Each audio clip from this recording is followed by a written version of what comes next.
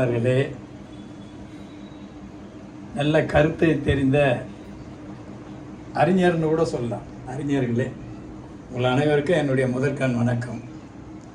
இன்றைய தினம் நம்மளை எல்லாம் ஒன்றா கூட்டியிருக்கிறாருன்னா அது நம்முடைய நகைச்சுவை மன்னன், அன்பிற்குரிய அருமை அண்ணன் தனபாலன் மதனகோபால் அவர்களே. இந்த நிகழ்ச்சியை அவர் பிறந்த நாள்னே எனக்கு சொல்லலை, ஒரு 6 மாதத்துக்கு முன்னாடி சொன்னார். ஒரு நூல் வெளியீட்டு விழா இது, நீங்கள் அதில் கலந்துக்கணும்னாரு. சரி நான் அப்படின்னு சொல்லிட்டேன். ஆனால் இடையில இன்றைக்கி தான் காலையில் பேசினார். நீங்கள் வரணும், நான் இன்றைக்கி நீங்கள் 6 மாதத்துக்கு முன்னாடி சொன்னப்போ நான் வரேன்னு சொல்லிட்டேன், ஆனால் நிச்சயமாக இதுக்கு வரேன் அப்படின்னு நான் சொன்னேன். அதுக்கு அவருடைய பிறந்த நாளில் உங்களுடைய பெரியோர்கள் பெருந்தன்மையோடு அவரை வாழ்த்தினீங்க. உங்களோடு சேர்ந்து நான் இந்த சிறியவன் வாழ்த்தேன். அவர் என்றைக்கும் வாழணும். இது மாதிரி நிகழ்ச்சிகளை நடத்தினா ஒரு 3-4 ஆண்டுகளுக்கு முன்னாடி அடிக்கடி நிகழ்ச்சி நடத்துவார். நான் இப்போ கொஞ்சம் விட்டுட்டார். ஆக அந்த நிகழ்ச்சியெல்லாம் என்னை கூப்பிட்டுருப்பார், நானும் அழிச்சிருப்பார், நானும் வந்திருக்கிறேன், கலந்துட்டு போயிருக்கிறேன். இப்படி ஒரு நிகழ்ச்சியில் நல்ல கருத்துக்களை சொல்வதற்கு தலைமை ஏற்றிருக்கின்ற மரியாதைக்குரிய நல்ல கருத்துக்களை சொன்னாங்க அன்பிற்குரிய காழியூர் பெரியவர் நாராயணன் அவர்களே. இந்த நிகழ்ச்சியில் முன்னிலையால் நன்றியம் தெரிவிக்கின்ற மரியாதைக்குரிய அன்பு தம்பி சதாசிவம் அவர்களே. இந்த நிகழ்ச்சியில் முதல் பிரதியை பெற்றுக்கொண்ட இந்த மரியாதைக்குரிய அருமை அண்ணன் ஜெயராஜ் அவர்களே. இந்த நிகழ்ச்சியை தொகுப்பு வழங்கிய பிறந்த விழாவிலே நிகழ்ச்சியை வழங்கியவர் அன்பிற்குரிய அருமை அண்ணன் மதனகோபால் அவர்களே. எல்லாத்துக்கும் மேலே நான் இந்த ஊருக்கு புதுசு, உங்களுக்கும் புதுசு, தம்பி தன்சிங்க மட்டும்தான் தெரியும்னு சொன்னார். அவருக்கு அது புதுசில். அன்னைக்கு இந்த ஊருக்குள்ளே வர வழி இல்லை.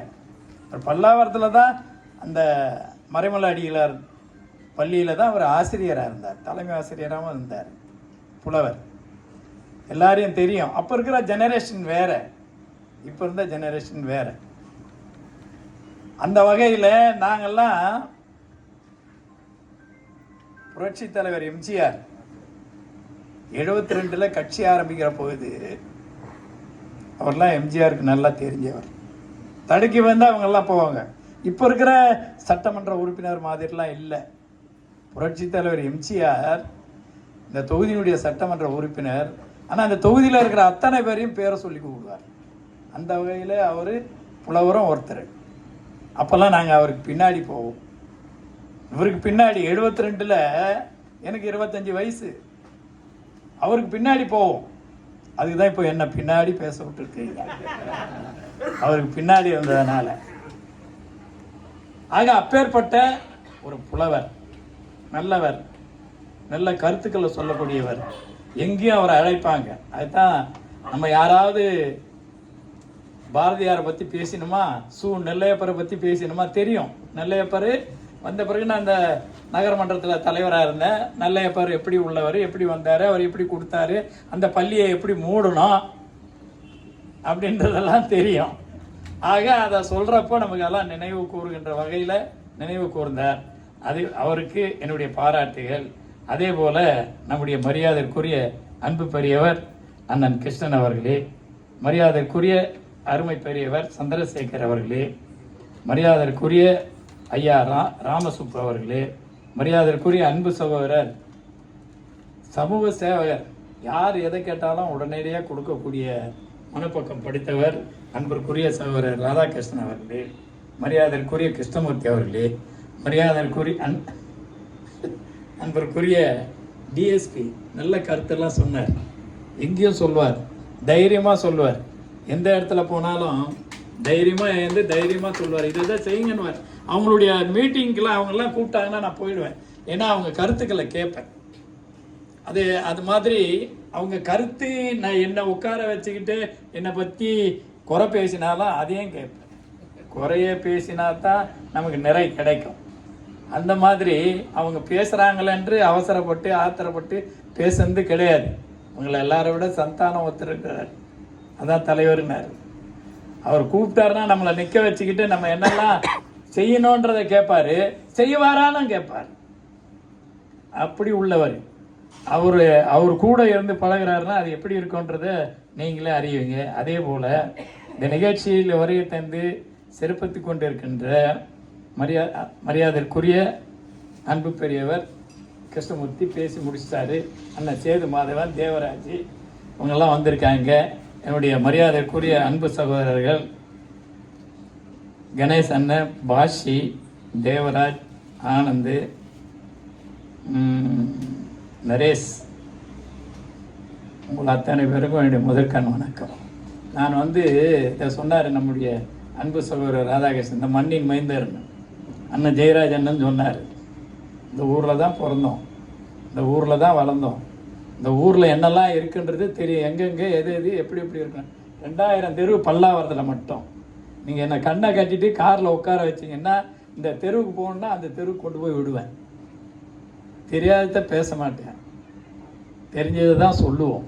ஆனால் இவருடைய பிறந்த நாளில் நம்மளுடைய பெருமையை பேச வேணாம். அவர் பிறந்த நாளில் நல்லா ஒரு வாழணும், அடுத்த வருஷம் இதை விட நல்லா கிராண்டாக பண்ணணும். நீங்கள் நினச்ச மாதிரி நடக்குமையானால் உங்களோடு நான் கலந்துக்குவேன். அதே நேரத்தில் நம்முடைய சோழவரம் நகர்லேருந்து மரியாதைக்குரிய ரிசர்வ் பேங்க் காலனி மோகன் வந்திருக்காரு, அவர் மறந்துட்டேன், மன்னிக்கணும். அது மாதிரி இருக்கு. இன்னைக்கு நிலைமைக்கு சட்டமன்றத்தில் இருக்கிறவங்க 2011 3,72,000 பேர் இந்த தொகுதியுடைய மக்கள் தொகை. என்னுடைய கணக்கு இல்லை, நம்முடைய மாவட்ட ஆட்சியருடைய கணக்கு. 3,72,000. ஆனால் 2021 இது தாம்பரம் மாநகராட்சியாக ஆகுது. 2021 10 வருஷம் கழிச்சு 1,07,000 தான் கூடியிருக்கு.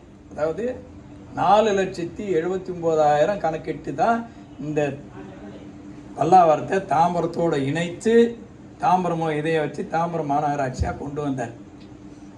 இதை விட மக்கள் தொகை தாம்பரத்தில் குறைவு, வருமானமும் குறைவு. ஆனால் விட்டுட்டு பல்லாவரம் மாநகராட்சின்னு அறிவிக்கிறதுக்கு தாம்பரம் மாநகராட்சின்னு அறிவிச்சிட்டாங்க. இதில் என்ன குறைபாடு இருக்குது? பல்லாவரத்தில் மக்கள் தொகை அதிகம், வருமானமும் அதிகம். ஆனால் தாம்பரம் மாநகராட்சின்னு அறிவிச்சு அங்கே திறமையானவங்க இருக்கிறாங்க. இதுதான் இங்கே பேசக்கூடிய பொருள். நான் நகர்மன்ற தலைவராக இருக்கிறப்ப 2 சக்கர வாகனத்தில் சுற்றி வருவேன், எல்லாரையும் பார்ப்பேன், எல்லாரையும் கேட்பேன். காலையில் 6:30 மணிக்கு வந்தேன்னா 9:30 மணிக்கு தான் வீட்டுக்கு, 3 மணி நேரம் ஏரியாவில் தான் சுற்றுவேன். மக்களுடைய பிரச்சனை என்னான்னு கேட்பேன். என்னை 4 பேர் திட்டவும் செய்வாங்க, வாழ்த்தவும் செய்வாங்க. எல்லாத்தையும் கேட்டுட்டு ஊங்கோட்டி போட்டு என்னெல்லாம் செய்யணும்னு கேட்டாலும் அங்கேயே செய்கிறேன்னெலாம் சொல்ல மாட்டேன். அதுக்கப்புறம் அதிகாரிகளை கூப்பிட்டு பேசி என்ன செய்யலான்றதை இன்னொரு நாளைக்கு வருவேன். சனிக்கிழமை ஞாயிற்றுக்கிழமை வருவேன். 5 நாள் சுற்றுறதுல 6வது நாள் அதிகாரிகளை கூப்பிட்டு இதை எதை செய்யலான்னு தான் அவங்களோட சேர்ந்து சொல்லுவேன், செய்தேன்.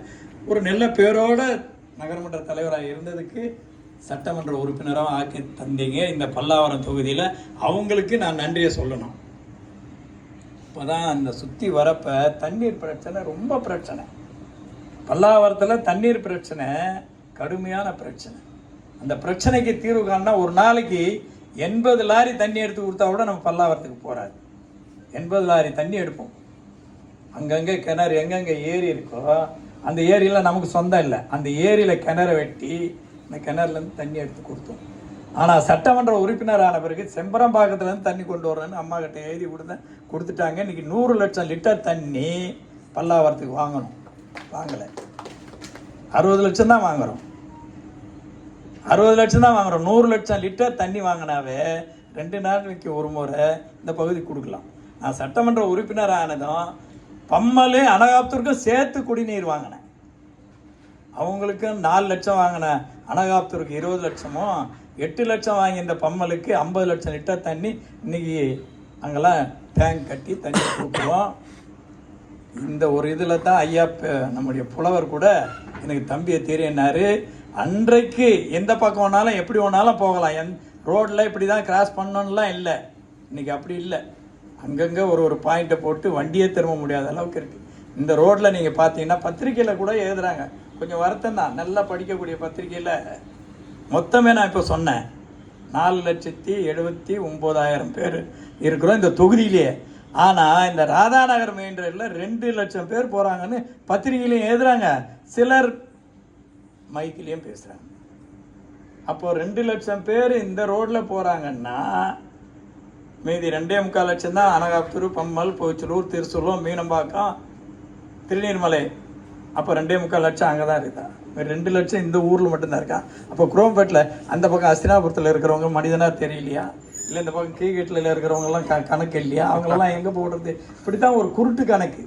சட்டமன்றத்தில் சட்டமன்ற உறுப்பினர் இன்னைக்கு பேசுகிறார் 8 லட்சம் மக்கள் தொகை கொண்டது பல்லாவரம் தொகுதின்றார். நான் எவ்வளோ சொன்னேன்?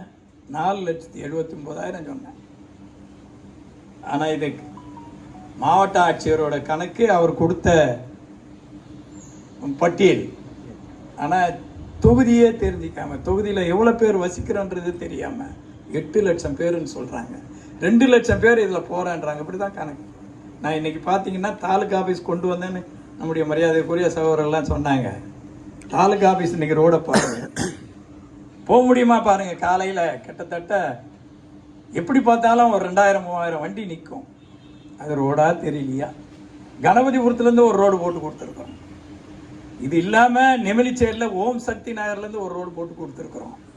இதெல்லாம் இந்த மெயின் ரோடு போகிறதுக்கு. ஆனால் இந்த பகுதியில் தான் 2 லட்சம் பேர் போகணும்னு அந்த சபை நோண்டினாங்க. இப்போ குறைஞ்சது ஒரு 3 வாரத்துக்கு முன்னாடி மழை பெய்ஞ்சது, எவ்வளோ தண்ணி நிற்குதுன்றதை பார்த்தோம். அதை தான் சொல்கிறேன்.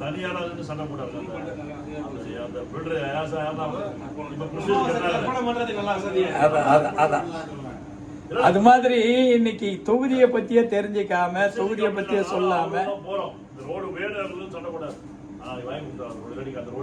எல்லாம் பண்ணி கொடுத்தோம். அதெல்லாம் நம்ம மக்கள் போறதுக்கு, நம்ம போறதுக்கு மக்கள் இல்லை, நான் வர்றது கூடாதான். பையா புலவர் வந்தாருன்னா கூட அந்த ரோட்ல தான் வந்திருக்கணும். இது மாதிரிலாம் செய்தோம். அது மட்டும் இல்லை, தலைமை மருத்துவமனை நமக்கு வேணும். இந்த மாவட்டம் பிரிஞ்சுது, அதுக்காக விஜயபாஸ்கர் அவரே சுகாதாரத்துறை அமைச்சர் கூட்டிகிட்டு வந்து எங்களுக்கு இந்த இடத்துல ஒரு தலைமை மருத்துவமனை வேணும் அப்படின்னு 2018 அதை திட்ட மதிப்பீடு செய்து சென்னை அந்த டெல்லி அரசாங்கத்துக்கு அனுப்பிச்சு 25 மருத்துவமனைக்கு 1018 கோடி நிதியை ஒதுக்கி அதில் 110 கோடி நம்ம இடத்துக்கு ஒதுக்கி அந்த மருத்துவமனை கட்டினாங்க.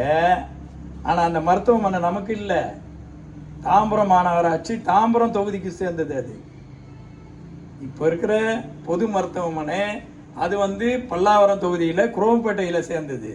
ஆனால் இப்போ கட்டியிருக்கிற இடம் தாம்பரத்துக்கு உட்பட்டது. இதை சட்டமன்றத்தில் சட்டமன்ற உறுப்பினர் கேட்குறாரு, அதை எப்போ திறப்பீங்க, அது ஏன் தொகுதின்றாரு. அவர் தெரியாதனமாக பேசலாம். ஆனால் அமைச்சரே அதை பல்லாவரம் தொகுதின்றார். அமைச்சருக்கு எத்தனை ஐஏஎஸ் எத்தனை அதிகாரிகளை கேட்டு தான் பதில் சொல்லணும். சட்டமன்றத்தில் நிறைய பேர் சட்டமன்றத்தை பற்றி படிச்சிருப்பீங்க, இவ்வளோ பெரியவங்கள்லாம் பெரிய அந்த காலத்து கதையெல்லாம் நீங்கள் பேரறிஞர் அண்ணா பற்றியெல்லாம் பேசுகின்றவர்கள் சட்டமன்றத்தில் ஒரு மூச்சு விட்டா கூட அந்த மூச்சு விட்டாங்க அந்த நேரத்தில்னு எழுதுவாங்க. அந்த இடத்துல இவர் என்னுடைய தொகுதிக்கு உட்பட்டது பல்லாவரத்தில் மருத்துவமனைன்னு சட்டமன்ற உறுப்பினர் கேட்குறாரு. சுகாதாரத்துறை அமைச்சர் என்னன்னு ஒரு தெளிவு இல்லாமைய அது பல்லாவரம் தொகுதிக்கு சேர்ந்தது உண்மைதான், 110 கோடியில் விரைவில் திறப்போன்னு சொல்கிறார். இப்படி உள்ள சட்டமன்றம், சட்டமே தெரியாதவங்க, சட்டமன்றம்னா என்னான்னு புரியாதவங்க, அவங்க தான் இப்போ சட்டமன்றத்தில் இருக்கிறாங்க. ஆக இதெல்லாம் ஏன் சொல்கிறேன்னா, நம்முடைய மரியாதைக்குரிய மதனகோபாலன் பிறந்த நாளில் உங்களெல்லாம் சந்திக்கிற வாய்ப்பு கிடைச்சிது. நான் பொதுவாகவே இப்போது ஐயாவெல்லாம் இன்றைக்கி தான் பார்க்குறேன். அவங்க நல்ல கருத்தெல்லாம் சொன்னாங்க. அது மாதிரி நம்முடைய கருத்தை இந்த மக்கள் மன்றத்தில் அதை சொல்லி ஆகணும். இந்த ஊருடைய விஷயத்தை சொல்லி ஆகணும். அதே நேரத்தில் இன்னைக்கு இருக்கிற சட்டமன்ற உறுப்பினர் பர்மாவில் பிறந்தவர், நம்ம ஊரில் பிறக்கல, பர்மாவில் பிறந்தவர். அப்போது சட்டமன்றத்தில் ஒவ்வொரு சட்டமன்ற உறுப்பினருடைய பயோடேட்டா கேட்பாங்க. நீங்கள் எங்கே பிறந்தீங்க, உங்களுக்கு எத்தனை சம்சாரம், என்ன பண்ணிக்கிட்டு இருக்கிறீங்க, உங்கள் பொழுதுபோக்கு என்ன, உங்களுக்கு எத்தனை குழந்தைங்க, வெளிநாடு சென்று இருக்கிறீங்களா இல்லையா, உங்களுடைய படிப்பு என்னன்னு கேட்பாங்க. அதில் போய் சொல்லலாமா? ஒவ்வொரு சட்டமன்றத்துக்கும் போகிறது. 2011 சட்டமன்ற உறுப்பினர் ஆனவர் சிவகங்கையில் பிறந்தேன்னு கொடுக்குறாரு. நீங்கள் இப்போ பத்திரிகைலாம் பார்த்தீங்கன்னா, ஒரு லெட்டர் பேட்லலாம் பார்த்தீங்கன்னா பிஏ படித்தேன்னு போட்டிருப்பார். அந்த படிப்பு அந்த புத்தகத்தில் எஸ்எஸ்எல்சின்னு எழுதி கொடுத்துக்கிறாரு. அவர் கைப்பட எழுதி கொடுத்தது எஸ்எஸ்எல்சின்னு எழுதி கொடுத்துருக்காரு. பிறந்தது சிவகங்கைன்னு கொடுத்துருக்காரு.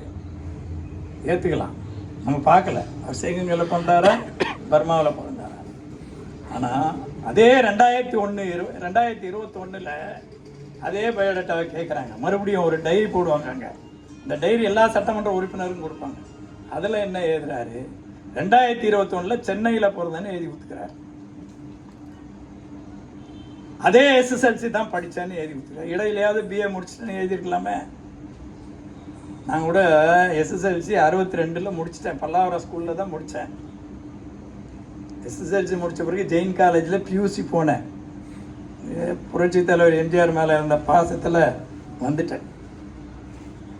அவரோட சண்டை, அவர் எங்கெல்லாம் போனாரோ அங்கெல்லாம் போய் சண்டையை போட்டு அந்த இளைஞர்கள் வேகம் அந்த மாதிரி இருந்தோம். அப்போ கரஸில் தான் பிஏ முடித்தேன். ஆனால் அந்த மாதிரி கரஸில் கூட அந்த 5 வருஷத்தில் படிச்சிருக்கலாம். ஆனால் இப்போ கொடுத்த 2021 கொடுத்த பயோடேட்டாவிலையும் எஸ்எஸ்எல்சின்னு தான் போட்டு கொடுத்துக்கிறாரு. ஆனால் அவர் கொடுக்குற லெட்டர் பேட்லலாம் பார்த்தீங்கன்னா பிஏன்னு போட்டிருப்பார்.